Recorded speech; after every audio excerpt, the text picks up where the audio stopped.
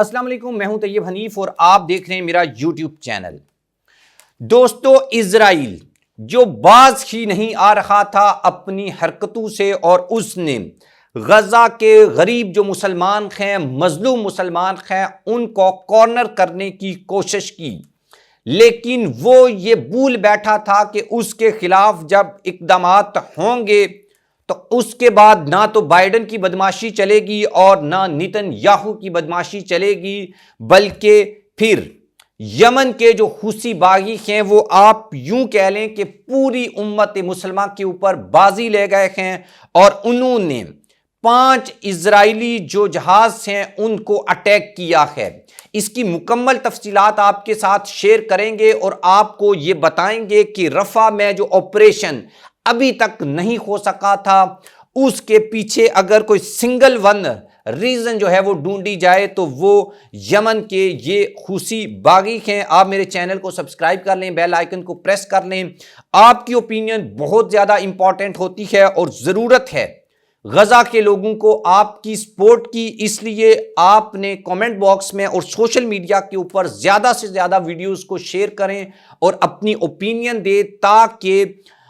International world تک یہ message پہنچ سکے کہ مسلم دنیا کی جو حکومتیں ہیں اگر وہ فلسطین کے ساتھ نہیں بھی ہیں تو مسلم دنیا کی جو پبلک ہے، عام عوام ہے، وہ فلسطین کے لوگوں کے ساتھ شانہ بشانہ جو بھی وہ اس میں کردار ادا کر سکتے ہیں وہ کر رہے ہیں۔ اب بات کرتے ہیں کہ جو رفح ہے وہاں پر آپریشن اس جنگ کا دی اینڈ ہوگا، اور اس سے زیادہ جو ہے وہ جہریت اسرائیل کی جانب سے ہو نہیں سکتی، اور اسی کے اوپر اب جو یمن کے حوثی باغی ہیں انہوں نے اسرائیل کے جو جہاز ہیں جو ان کے ریڈار میں آ سکتے ہیں ان کو اٹیک کرنے کا فیصلہ کیا ہے، اور یہ اس سلسلے کی چوتھی بڑی کارروائی ہوگی۔ یمنی فوج کے جو ترجمان ہیں انہوں نے کیا سٹیٹمنٹ جاری کی ہے، پہلے اس کے اوپر ہم بات کریں گے اور اس کے بعد آپ کو بتائیں گے کہ اس وقت جو اسرائیل ہے وہ اتنا خوف زدہ کیوں ہے ان باغیوں سے۔ یمن کے ایرانی نواز جو حوثی باغی ہیں انہوں نے بحیرہ احمر میں امریکی اور اسرائیلی جہازوں پر حملے کر دیے ہیں، اور ان کا جواب یہ ہے کہ چونکہ غزہ پر اسرائیل نے حملہ کیا ہے اور جب تک یہ حملہ جاری رہے گا، یہ بند نہیں ہوتا، تو ہم اپنی حدود میں آنے والے ہر اس جہاز کو ٹارگٹ کریں گے جو ہماری حدود سے گزرے گا، اور اسرائیل کو اس سے سپورٹ حاصل ہوگی۔ حوثی باغیوں کے جو ترجمان ہیں یحییٰ السری، انہوں نے یہ اپنی سٹیٹمنٹ میں بتایا ہے کہ بحیرہ اسود میں 2 امریکن جو ڈیزاسٹر جہاز ہیں ان کو نشانہ بنایا گیا ہے، اور اس میں امریکن جہازوں کو ناقابل تلافی نقصان پہنچا ہے، اور امریکن جہاز جو ہیں وہ بحیرہ اسود سے اس وقت بھاگ نکلے تھے۔ ترجمان نے اپنے بیان میں یہ بھی کہا ہے کہ بحیرہ ہند میں ایم ایس سی جو ایک بڑی فیمس شپنگ لائن کمپنی ہے، اور ین نامی ایک دوسری جو کمپنی ہے شپنگ کے بزنس میں، اور جو کمرشل جہاز ہیں ان کو لانے اور لے جانے میں، جہاز کہہ رہا ہوں، کنٹینرز جو ہیں ان کو لانے اور لے جانے کے کام آتی ہے، اور دنیا کی بڑی مشہور یہ کمپنی ہے، اس کے اوپر بھی حوثی باغیوں کی جانب سے ایک ڈرون حملہ کیا گیا ہے۔ ایرانی نواز حوثی باغیوں نے غزہ پر اسرائیلی حملوں کو جواز بنا کر بحیرہ احمر میں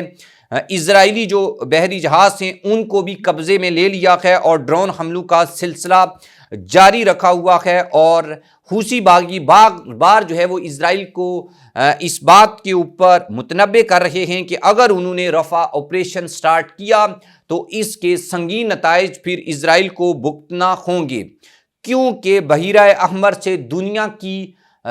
ایک بڑی جو وہ جسے کہتے ہیں کہ شیر ہے تجارت کا، ٹریڈ کا، جو یہاں سے گزرتا ہے، اور ان حملوں کے بعد بیلسٹک حملے بھی کیے گئے ہیں، ڈرون حملے بھی کیے گئے ہیں۔ ان کے بعد بنجمن نیتن یاہو جو اسرائیل کے پرائم منسٹر ہیں اور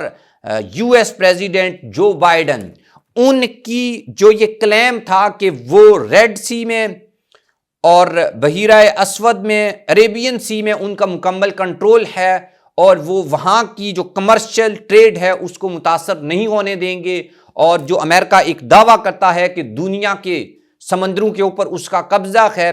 حوثی باغیوں نے اس دعوے کی سے ہوا جو ہے وہ نکال دی ہے، اور اب بار بار امریکہ اور اسرائیل حوثی باغیوں سے یہ مطالبہ کر رہے ہیں، ڈیمانڈ کر رہے ہیں کہ وہ کمرشل جو جہاز ہیں ان کو نشانہ نہ بنائیں، لیکن یمن کے جو حوثی ہیں ان کی بھی صرف ایک شرط ہے، ایک کنڈیشن ہے کہ اسرائیل غزہ میں اپنے جو حملے ہیں، جو اپنے آپریشنز ہیں، رفع آپریشنز، ان کو بند کر دے۔ رفع آپریشنز کی خبریں جو ہیں وہ اب آپ ہر ویڈیو میں سنیں گے۔ یہ اتنا زیادہ امپورٹنٹ ہو چکا ہے کہ اگر یہاں پر کوئی حملہ ہوتا ہے تو اس میں لاکھوں لوگ جو ہیں ان کی جان کو خطرہ ہو سکتا ہے، اور اسی لیے پوری دنیا جو ہے وہ حماس اور اسرائیل کے بیچ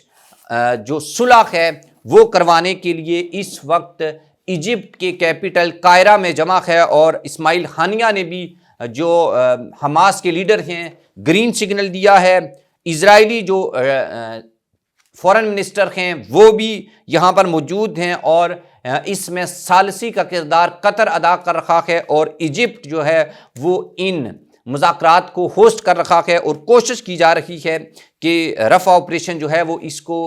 ختم کر دیا جائے اور حماس اور اسرائیل کے بیچ امن معاہدہ طے پا جائے۔ لیکن ابھی تک کی تمام جو کوششیں ہیں وہ ناکام ہیں، اور یمن کے جو حوثی باغی ہیں وہ بھی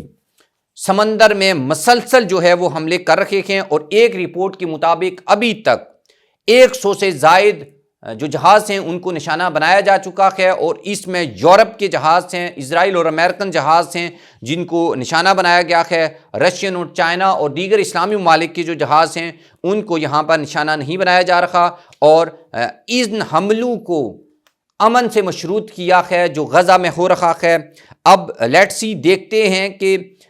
اسرائیل جو ہے وہ اس کے اوپر باز آتا ہے یا نہیں آتا، اور مزید سنگین نتائج کی انہوں نے دھمکی دی ہے رفع آپریشن کے بعد۔ اور اب چونکہ دنیا میں ٹریڈ انٹرسٹ جو ہیں وہ بہت زیادہ میٹر کرتے ہیں، اور جب ان تمام لوگوں کی اکانومی کو نقصان ہوگا جو مشرق و مغرب کے بیچ ایک وہ جسے کہتے ہیں پل یا برج کا کردار ادا کرتی ہے، جب اس کے اوپر ٹھیس لگے گی تو یقیناً جو ہے یہ ممالک بڑی سیریس کوشش کریں گے کہ یہ جو ایشو ہے اس کو سارٹ آؤٹ کر دیا جائے۔ ادروائز اگر یہ نہیں ہوتا تو یہ مڈل ایسٹ میں ایک بڑی تباہی لے کر آئے گا، جس کا نقصان پھر شاید کوئی بھی برداشت نہ کر سکے۔ آپ اس کے بارے میں کیا اوپینین رکھتے ہیں؟ کومنٹ باکس میں جا کر ضرور لکھیے گا۔ اللہ حافظ۔